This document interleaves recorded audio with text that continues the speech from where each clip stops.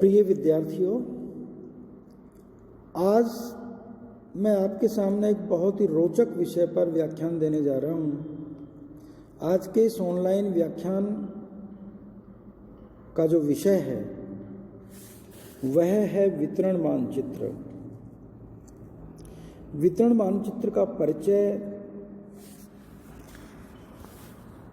उसके बनाने की तकनीक और उसके बनाने के सामान्य नियम इत्यादि के ऊपर आज हम हमारी इस ऑनलाइन वीडियो में चर्चा करेंगे। बहुत रोचक विषय है और भूगोल के लिए बहुत महत्वपूर्ण विषय है, क्योंकि मानचित्र को भूगोल की भाषा कहा जाता है और इस भूगोल की भाषा को जब तक भूगोल का विद्यार्थी नहीं समझता तब तक उसको भूगोल का ज्ञान ठीक तरीके से संभव नहीं है। तो इसलिए यह आज का जो व्याख्यान है आपके लिए बहुत ही महत्वपूर्ण व्याख्यान मैं मानता हूँ। मैं विश्वास रखता हूँ कि आप इसको बहुत ध्यानपूर्वक सुनेंगे, समझेंगे और इस व्याख्यान के अनुरूप आप अपने वितरण मानचित्रों की रचना कर सकेंगे। तो आइए हम पहले चर्चा करते हैं कि वितरण मानचित्र हैं क्या।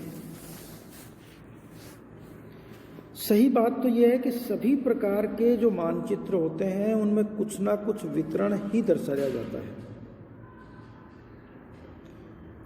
इसलिए हम कुल मिलाकर के तो सभी मानचित्रों को मेरी राय में वितरण मानचित्र कहा जाना चाहिए, क्योंकि कोई मानचित्र ऐसा नहीं होता जिसमें हम किसी वस्तु का, किसी तत्व का प्रदर्शन नहीं करते। प्राकृतिक या सांस्कृतिक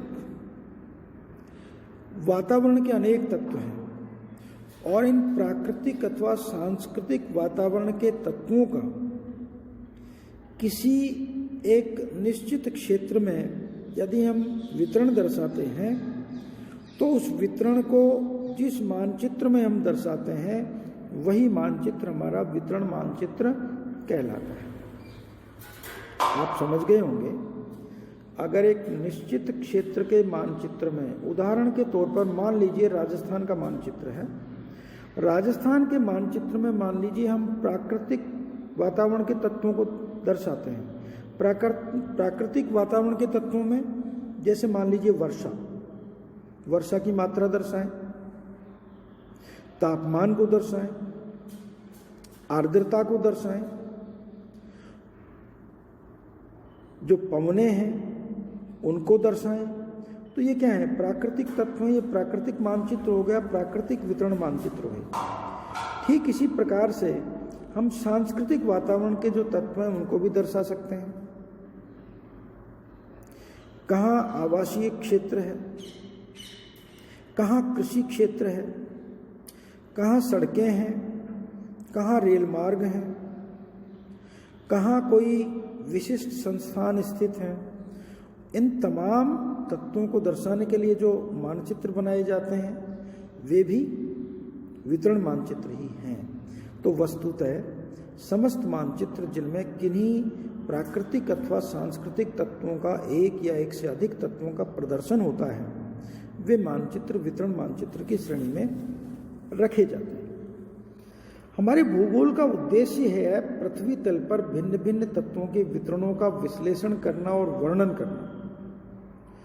बहुत से भूगोलवेत्ताओं ने भूगोल का एक महत्वपूर्ण जो इसका उद्देश्य माना, वो माना है पृथ्वी तल पर वितरण को दर्शाना, उसका विश्लेषण करना। Geography is a science of distribution, वितरण का विज्ञान मानते हैं। तो इस वितरण के विज्ञान में वितरण के प्रदर्शन के लिए वितरण मानचित्र बनाए जाते हैं। सबसे महत्वपूर्ण साधन होते हैं ये वितरण मानचित्र इस उद्देश्य की पूर्ति के लिए। इन मानचित्रों में प्रदर्शित किसी तत्व के वितरण को हम या किस किस रूप में दर्शा सकते हैं? उसका घनत्व हम दर्शाते हैं, उसके प्रतिरूप को, पैटर्न को दर्शाते हैं, उसके डिस्पर्सन को दर्शाते हैं। इन सबको देख करके उस तत्व के आधार पर स्थानों या क्षेत्रों का तुलनात्मक महत्व समझा जा सकता है। मान लीजिए कि हम खनिज वितरण मानचित्र का अध्ययन कर रहे हैं, जिसमें मान लीजिए महत्वपूर्ण खनिजों का प्रदर्शन किया गया है, तो एक क्षेत्र से दूसरे क्षेत्र के उस खनिज मानचित्र का अवलोकन जब हम करते हैं तो खनिजों की सापेक्ष स्थिति हमारे सामने आती है, तुलनात्मक स्थिति हमारे सामने आती है, और उन खनिजों की दृष्टि से उस क्षेत्र के तुलनात्मक महत्व को हम समझ सकते हैं। ठीक इसी प्रकार से किसी क्षेत्र में फैले हुए परिवहन जाल को देख करके हम उस क्षेत्र के विकास की स्थिति को समझ सकते हैं। तो इसलिए ये वितरण मानचित्र अध्ययन करना और इनकी रचना करना बड़ा महत्वपूर्ण है। वितरण मानचित्र को बनाने के लिए हमें कुछ साजो सामान की भी जरूरत पड़ती है। उस साजो सामान में क्या क्या महत्वपूर्ण बातें हैं, उनके ऊपर भी हमें प्रकाश डालना आवश्यक है। एक तो मानचित्र में दर्शाने के लिए प्रदर्शित किए जाने वाले जो तत्व हैं, उनके सही सांख्यिकीय आंकड़े हमारे पास होना जरूरी है। जिस तत्व को लेकर के वितरण मानचित्र बना रहे हैं, उससे संबंधित स्टेटिस्टिकल डेटा बड़ा क्लियर हमारे पास होना चाहिए, तभी हम वितरण मानचित्र ठीक प्रकार से बना पाते हैं। दूसरी बात है, संबंधित प्रदेश का हमारे पास मानचित्र होना चाहिए और वह मानचित्र समक्षेत्र प्रक्षेप पर बना होना चाहिए, क्योंकि समक्षेत्र पर प्रक्षेप पर यदि मानचित्र नहीं बना है तो मानचित्र में क्षेत्रफल संबंधी अशुद्धियां आने के कारण हम ठीक से उसको नहीं समझ पाते। आकार, आकृति, क्षेत्रफल, ये सब चीजें अपने महत्व रखते हैं। तो समक्षेत्र प्रक्षेप का उपयोग हम वितरण मानचित्रों के लिए सामान्यतः करते हैं, जो सर्वाधिक उपयुक्त प्रक्षेप माना जाता है।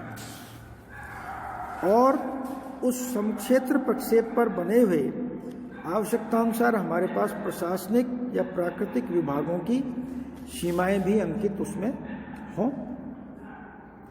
संबंधित क्षेत्र या देश के आवश्यक सहायक मानचित्र भी हमारे पास होने चाहिए।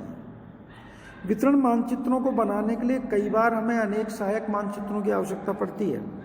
उदाहरण के तौर पर यदि हम जनसंख्या का वितरण दर्शाना चाहते हैं, मान लीजिए, तो हमें स्थलाकृतिक मानचित्र की जरूरत होती है, जिसमें नगरीय और ग्रामीण बस्तियों की स्थितियां दी हुई होती हैं। वहां हमें नगरीय और ग्रामीण बस्तियों की स्थिति को देख करके वहीं पर जनसंख्या का प्रदर्शन करना होता है। ठीक इसी प्रकार से हम नकारात्मक स्थानों को भी उसमें देखते हैं, समझते हैं। हमारे पास स्थलाकृतिक मानचित्र में कुछ नकारात्मक स्थान भी दिखाई देते हैं। कोई दलदली क्षेत्र है, वन क्षेत्र है, झील है, कहीं हम गलती से वहां पर जनसंख्या का प्रदर्शन कर देते हैं तो इसका मतलब हमारा वो वितरण मानचित्र अशुद्ध मानचित्र हो गया, क्योंकि वहां जनसंख्या का निवास हो ही नहीं सकता। तो हमें कुछ सहायक मानचित्रों की आवश्यकता होती है। ठीक इसी प्रकार से परिवहन मार्गों के लिए उच्चावच मानचित्रों की, अब वहाँ मानचित्रों की जरूरत पड़ती है।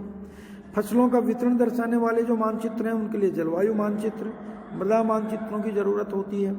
तो ये सहायक मानचित्रों की भी आवश्यकता हमें होती है वितरण मानचित्र की रचना करने के लिए। मानचित्रण की सामग्री और आवश्यक उपकरण तो होने ही हमारे पास चाहिए।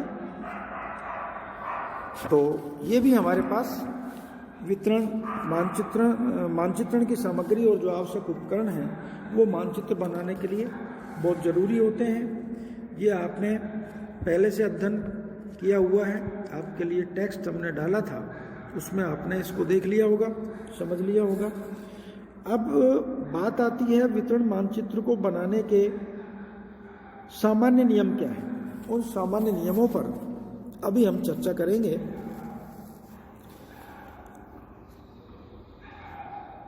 कोई वितरण मानचित्र स्वतः स्पष्ट तभी होता है जब उसमें सभी आवश्यक प्रारंभिक सूचनाएं दर्ज होती हैं। यदि उसमें कुछ आवश्यक प्रारंभिक सूचनाएं नहीं दर्ज हैं तो वह मानचित्र स्पष्ट नहीं हो सकता। आवश्यक प्रारंभिक सूचनाएं क्या हैं? कौन सी हैं, उनको समझने की जरूरत है। मानचित्र में प्रदर्शित क्षेत्र का नाम उसके ऊपर लिखा होना चाहिए। मानचित्र तो बना हुआ है, सारा वितरण उसमें दर्शाया हुआ है, किंतु उस पर मानचित्र जिस क्षेत्र का है उसका नाम ही नहीं है, तो आप क्या समझेंगे कि किस क्षेत्र में वितरण दर्शाया गया है। उदाहरण के तौर पर हम फिर बात करते हैं कि राजस्थान के मानचित्र में सब दर्शाया है वितरण, लेकिन ऊपर मानचित्र का नाम नहीं लिखा। नया व्यक्ति है जिसको राजस्थान के मानचित्र की पहचान नहीं है, तो वह कैसे समझेगा कि यह वितरण किस क्षेत्र का है। इसलिए मानचित्र का जो क्षेत्र है उसका नाम स्पष्ट तौर पर अंकित होना चाहिए, लिखा हुआ होना चाहिए। फिर मानचित्र की अंतर्वस्तु का शीर्षक होना चाहिए। अंतर्वस्तु के शीर्षक का मतलब हम उस मानचित्र में किस तत्व का प्रदर्शन कर रहे हैं, वह उसके अंतर्वस्तु है। उदाहरण के तौर पर राजस्थान के मानचित्र में मान लीजिए हम तापमान का प्रदर्शन कर रहे हैं समताप रेखाओं के द्वारा, तो हम उसमें लिखें राजस्थान समताप रेखाएं या राजस्थान औसत तापमान, जैसा भी हम औसत वर्षा, जो भी हम तत्व उसमें प्रदर्शित कर रहे हैं उस अंतर्वस्तु का वहां लिखा जाना बहुत जरूरी है शीर्षक के रूप में। आंकड़ों का वर्ष और उस प्राप्ति का स्रोत भी होना चाहिए। हमने आंकड़े लिए तापमान संबंधी, वर्षा संबंधी, वो किस वर्ष से संबंधित हैं उसका वर्ष होना चाहिए, क्योंकि आंकड़े बदलते रहते हैं। इसी प्रकार से मान लीजिए आपने कोई खनिजों का वितरण दर्शाया, उनकी मात्रात्मक स्थिति दर्शाई, तो हर वर्ष में आंकड़े बदलते हैं, इसलिए उसका वर्ष भी वहां दर्शाया जाना जरूरी है। इसके अलावा जो आंकड़े आपने लिए वो कहाँ से प्राप्त किए, यदि हम उसका स्रोत दर्शाते हैं तो हमारा मानचित्र ज़्यादा ऑथेंटिक हो जाता है। यदि स्रोत हमारा ऑथेंटिक है, विश्वसनीय है, तो हमारे मानचित्र की विश्वसनीयता भी उतनी ही होती है। इसके बाद मानचित्र में प्रयोग किए गए जो रूढ़ चिन्ह हैं, प्रतीक हैं, रंग हैं, आभाएं हैं, उन सबको संकेत में दर्शाया जाना जरूरी है। उसके लिए एक संकेत सारणी बनाई जाती है।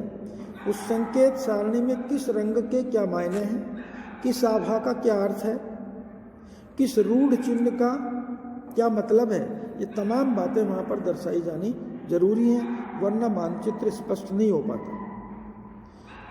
फिर मानचित्र की मापनी भी दर्शाया जाना जरूरी है, किस मापनी पर बना हुआ मानचित्र है उसकी मापनी, और साथ में अक्षांश देशांतर रेखाएं, उनका प्रदर्शन भी आवश्यक है, ताकि हमें उस मानचित्र की स्थिति का, अक्षांशीय देशांतरीय स्थिति का मालूम हो सके, और उस प्रक्षेप का भी हवाला दिया जाना अच्छा रहता है। विशेष रूप से संचार के मानचित्रों में हम देते हैं, छोटे क्षेत्रों के मानचित्रों में कई बार वो नहीं दिया जाता।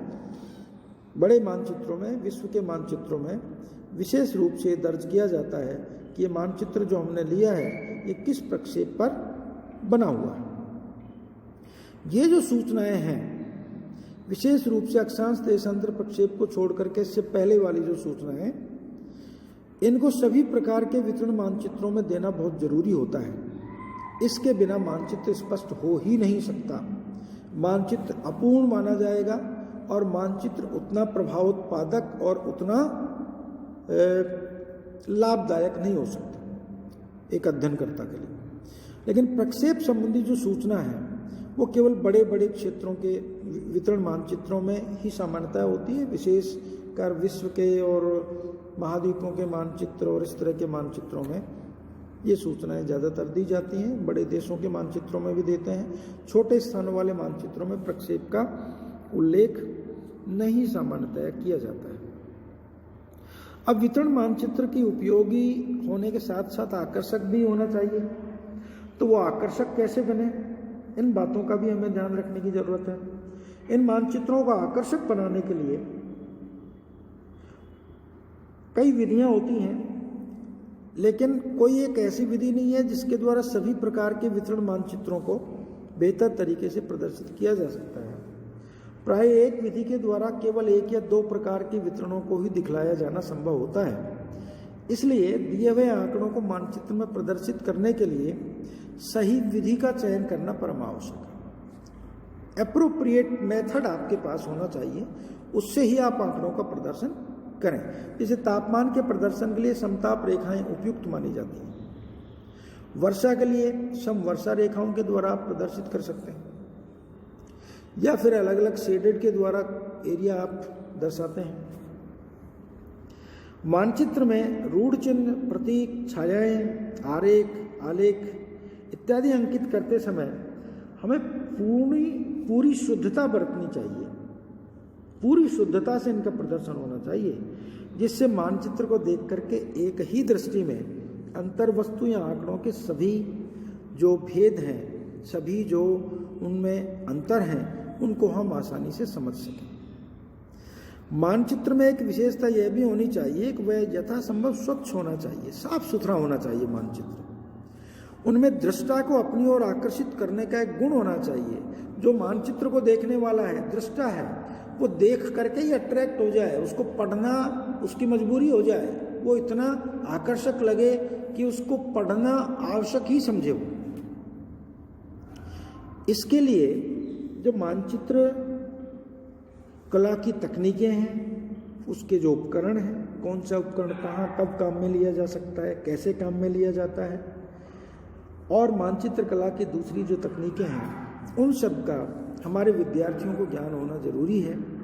तो इन मानचित्र कला की तकनीकों और उपकरणों के ऊपर भी हमें बहुत ध्यानपूर्वक इनको समझने की और इनके उपयोग में लेने की, अभ्यास करने की आवश्यकता होती है। मैं समझता हूँ आपको ये वीडियो बड़ा रोचक लगा होगा, बड़ा आवश्यक है आपके लिए, भूगोल के विद्यार्थियों के लिए। तो आज के वीडियो में हमने कोशिश की आपको वितरण मानचित्र को समझाने की, कि वितरण मानचित्र को बनाते समय किन बातों का ध्यान रखें, किस प्रकार से रचना करें, आदि आदि। तो आज के वीडियो में इतना ही।